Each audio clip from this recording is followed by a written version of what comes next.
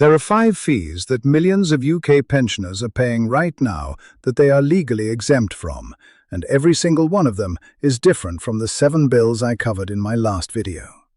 If you watched that video and thought you had claimed everything, you have not. These 5 are the ones that fall through the cracks because they are either hidden inside other charges, taken automatically without your knowledge, or disguised as something you assumed everyone has to pay. Fee number 1 is national insurance, and this is the biggest one on the list because it affects every single pensioner who is still earning any money at all. The moment you reach state pension age, you stop paying national insurance on your earnings. Completely. It does not matter how much you earn.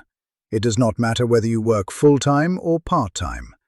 If you have reached state pension age, national insurance no longer applies to your wages. In 2026, the standard employee national insurance rate is 8% on earnings above £12,570.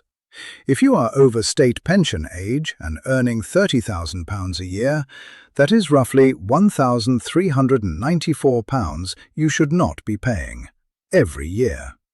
And yet thousands of pensioners who continue working past state pension age are still having national insurance deducted from their wages because their employer has not updated their payroll records. The fix is to check your payslip. If you have reached state pension age and you can see a national insurance deduction on your payslip, tell your employer. They need to update your tax code with HMRC to Category C, which means zero national insurance. If they have been deducting it incorrectly, you can claim a refund from HMRC for every month it was taken. I will put the details in the description. Fee number 2 is the NHS dental charge, and this one catches people because the rules are different depending on where you live in the UK. In Wales, if you are 60 or over, all NHS dental treatment is free. Checkups, fillings, dentures, everything. Zero charge.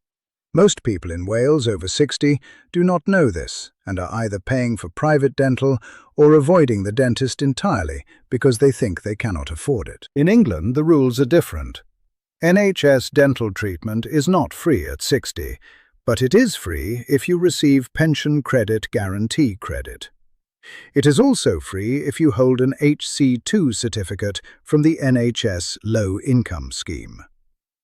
And here is where it connects back to the gateway benefit. If you are eligible for pension credit and you are not claiming it, you are not only missing the weekly top-up, you are also missing free dental treatment that could save you hundreds of pounds a year. A single Band 3 treatment for dentures costs £319.10 in 2026. That is free with pension credit. If you live in Wales and you are over 60, simply tell your dentist your age. If you live in England and you are on pension credit or low income, apply for the HC2 certificate through the NHS Business Services Authority. I will put the link in the description. Fee number 3 is hospital travel costs, and this one is money that thousands of pensioners spend every single month without realizing they can claim it back. If you need to travel to hospital for NHS treatment, whether by bus, taxi, or your own car, and you receive pension credit guarantee credit, you are entitled to a full refund of your travel costs through something called the Healthcare Travel Costs Scheme. This covers return journeys to hospital for outpatient appointments, for treatment, for follow-ups, everything. You keep your receipts or your bus tickets, you fill in a form at the hospital, and they repay you. If you drove, you claim mileage. If you took a taxi because you could not manage public transport, you can claim that too, as long as it was the cheapest reasonable option. The reason most pensioners do not claim this is that nobody at the hospital tells them it exists. You arrive, you have your appointment, you go home, and you absorb the cost as just another expense of getting older. But if you are on pension credit, the travel is supposed to be free. One form. I will put the details in the description. Fee number 4 is the television license surcharge, and this one is different from what I covered in my previous video. In that video, I explained that pensioners over 75 on pension credit get a completely free TV license. But there is a second issue that affects a much wider group.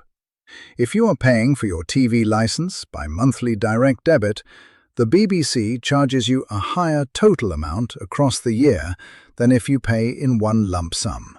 The annual license fee for 2026 is £174.50. But if you pay monthly by direct debit, the total comes to more because of the way the payment schedule works with a slightly higher first payment. Over several years, this adds up to tens of pounds in unnecessary extra cost. The fix is simple.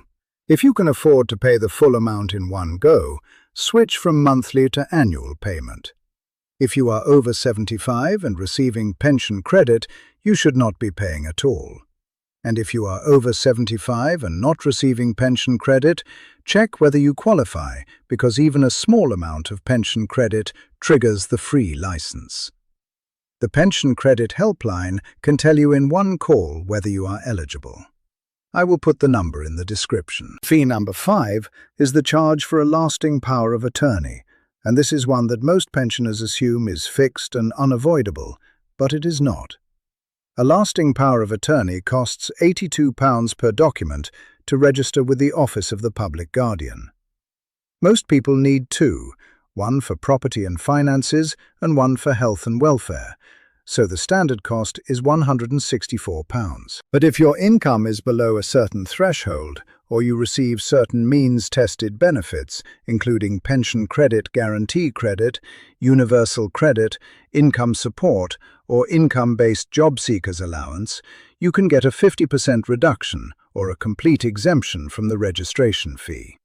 If you qualify for the full exemption, both documents are registered for free. If you qualify for the 50% reduction, you pay £41 each instead of £82. Most solicitors who prepare lasting powers of attorney do not mention this because their fee for drafting the documents is separate from the registration fee. They charge you their fee and then pass on the full registration cost without asking whether you qualify for a reduction. If you are on pension credit or a low income, tell the solicitor before they submit the registration and ask them to apply for the fee reduction on your behalf. Or if you are doing it yourself online, the system will ask about your income and benefits during the application and apply the reduction automatically. Those are 5 fees that are different from everything I covered before. National insurance you may be paying on wages you should not be. NHS dental charges that pension credit or living in Wales eliminates. Hospital travel costs you can claim back after every appointment.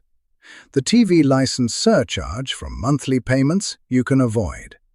And the lasting power of attorney registration fee that can be halved or eliminated entirely. Every one of them is legal. Every one of them is available right now. And every one of them requires you to know it exists, because nobody is going to tell you. I will put all the links, numbers, and forms in the description below. Send this to one pensioner who watched the first video and thought they had everything covered. These 5 are the ones they missed. I will see you in the next one.